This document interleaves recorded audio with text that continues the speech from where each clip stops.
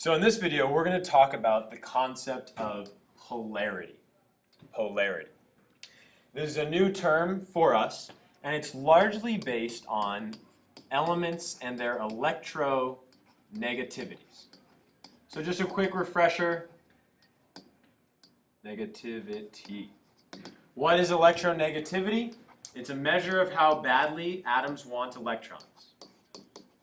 Okay? And we know that atoms on the periodic table, if we just drew a rough little periodic table here, boom, as you go up and to the right, electronegativity increases, except for the noble gases. The noble gases have no electronegativities because they already have a full valence shell. They don't want any more electrons. However, other than that, as you go up and to the right on the periodic table, atoms' electronegativities increase. Therefore, fluorine is the most electronegative element that there is. It wants electrons more than any other element on the periodic table. And as a result, differences in electronegativities between atoms is going to affect the bond between those atoms. More specifically, it's going to affect what type of bond and therefore the properties of the molecule that has that bond present. So, polarity. Another word that we need to know that's associated with polarity is called a dipole. D-I-P-O-L-E. Not a dipole, a dipole. And what a dipole is, it's an uneven distribution of charge. Meaning that some charge, electrons, are more on one atom than on another atom. Some molecules have dipoles, and that affects whether their type of bond. Some don't. Some have dipoles, but they cancel out to have no dipole. And let's talk about some examples. So the first type of example that we're going to see is something called a non-polar covalent bond. Remember this word dipole, if a molecule is polar, this means it has an uneven distribution. So if something is non-polar, it's not uneven, which is a double negative, which means that it is even. We have equal distribution of charge. So what do I mean by that? Well, let's say we take the molecule H2, diatomic, and if we drew the Lewis structure for hydrogen, it would look like this. We know that this line represents 2 electrons, which are negatively charged. And those electrons, okay, if we drew hydrogen, boom, boom, in the nucleus, we have positive charges. These electrons are attracted to the nuclei of the other atom because they're positively charged. That's what forms a covalent bond, when these atoms are shared so that both atoms satisfy the octet rule, and both atoms have charge balance. Now, if we consider hydrogen, hydrogen has an electronegativity value of about 2.1, something in there. So it's moderately electronegative. This atom is also hydrogen. It also has an electronegativity of 2.1. So since these atoms have the same electronegativities, they're pulling on these electrons with equal amounts. Think of it like a tug-of-war. Here's hydrogen over here. Here's another hydrogen over here. They're both, these are hands, sorry for awful drawings. They're both tugging on those electrons because of the positive charge in the nucleus. But they're pulling with equal force. They're pulling with equal strength. Even strength. So hydrogen, we would say, is a non-polar covalent compound. It has a non-polar covalent bond. Covalent, because it has 2 nonmetals, and non-polar because the electrons are being shared equally between the 2 atoms. Another example, O2. The Lewis structure for oxygen looks like this. Okay? And it's the same idea.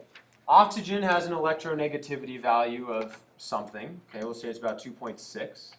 So both of these atoms have the same electronegativity. So therefore, they're both pulling on these 4 electrons in that bond equally. So the charge, the way those electrons is distributed between the atoms, is equal. So oxygen is also a nonpolar covalent compound. What happens if the distribution of charge is not even? Well, then we have something called a polar covalent compound. And just to emphasize again, polar, this kind of means uneven distribution. So if we have a polar covalent bond, that means the distribution is not equal. Another way of thinking about where that comes from, the word polar sounds like poles. Think about, 2 poles, north and south, or positive and negative on a magnet. Okay? Different sides, different distributions of charges, kind of opposites. So what's an example of a molecule that would be polar covalent? Well, let's consider HCl. Here's the Lewis structure for HCl. Okay. And we know, we'll say hydrogen has an electronegativity about 2.1. Chlorine, further to the top right, has an electronegativity about, let's say, 2.9. Again, I'm not 100% sure that's it, but I know that it's more than hydrogen. So what does this mean? This means, again, these values you'd have to look up, or they'd be given to you in a problem. You're not expected to know those or memorize those. You just need to know how electronegativity changes on the periodic table. This means that chlorine wants electrons more than hydrogen does. So the electrons in this bond are going to be pulled more towards chlorine than they will be to hydrogen. So if we were kind of drawing the regions of where the electrons would likely be, it'd be something that kind of looks like this, where this area represents where the electrons are more likely to be. And we can see that they're more likely to be on the atom of chlorine because it's more electronegative. This is called a polar covalent bond. It's covalent because we have 2 nonmetals. It's polar because the charge, the distribution here, is not equal between the 2 atoms. One atom wants charge more than the other, wants those electrons more than the other one. There's a way that we denote this, and we annotate it. HCl, we would draw something that looks like this next to the molecule. This is something called a dipole or a dipole moment. What this shows us is it shows us what direction or what atom favors the charge. The easiest way to remember how to draw these is the plus end of the arrow should be on the side of the bond where the atom is less electronegative. Or another way of saying that, where the charge is going to be more positive. How do I know that here? Well, since chlorine has more electronegativity, as we drew over here, the electrons are going to be more likely to chlorine. And since electrons are negatively charged, there's going to be a small amount of negative charge on the chlorine, since those electrons are pulled that way. So this brings us into the second little bit of annotation we need to know that looks like this. Okay, this is a Greek letter delta, lowercase, and it's a negative sign showing us that there's a small, think of this just means like slight or small, negative charge on the chlorine. So if the chlorine is slightly negatively charged, but the overall molecule is neutral, that means the hydrogen must be slightly positively charged. So we would denote that with this little sigma and a plus sign. This is one way to notate it. We could also draw the dipole to notate it a second way. Let's consider another molecule. Okay? If we have CO, carbon monoxide. This is the Lewis structure for carbon monoxide. Well, if we look at the periodic table, which element's more electronegative? Oxygen is, because it's further to the top right corner of the periodic table. So that tells us that oxygen is going to pull on the electrons here in this bond more than carbon will. So again, the distribution of charge would, kind of look like this. The negative would be more likely to be found around the oxygen. So how could we notate that? Well, we could draw the molecule CO, and then we could draw the dipole, which would be the arrow pointing this direction to the right towards the more electronegative atom.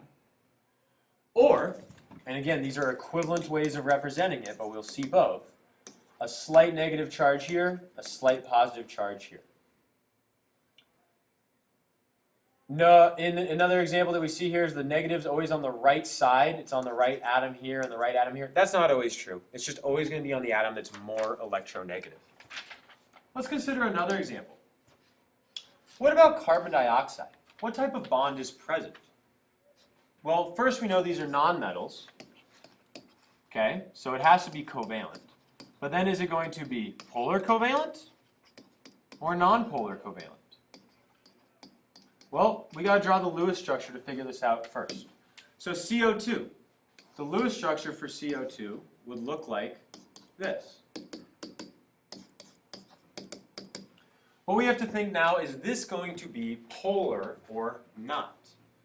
Well, again, we're dealing with carbon and oxygen. Oxygen's further to the top right corner of the periodic table, so it's more electronegative. So if we consider this side of the molecule first, there's going to be a slight negative charge on this oxygen and a slight positive charge here. So the dipole would look like this. These electrons in this bond are going to be pulled more slightly towards the oxygen atom on the right, this guy. However, there's also a bond on the left side. This oxygen is more electronegative than this carbon as well. So these 4 electrons are going to be pulled towards that oxygen on the left. So there's going to be a slight negative charge on this oxygen and a slight positive charge on the carbon. The dipole, therefore, would point slightly to the left. So what we need to consider, and this is a very common mistake that students make, when we're considering whether or not a molecule is polar or nonpolar, we need to consider all of the bonds in the molecule. So if we consider this whole molecule here, we have a dipole moment going to the right in this direction and a dipole moment going to the left. So what do we notice about those dipoles? They're kind of symmetrical. So actually, these dipoles cancel each other out.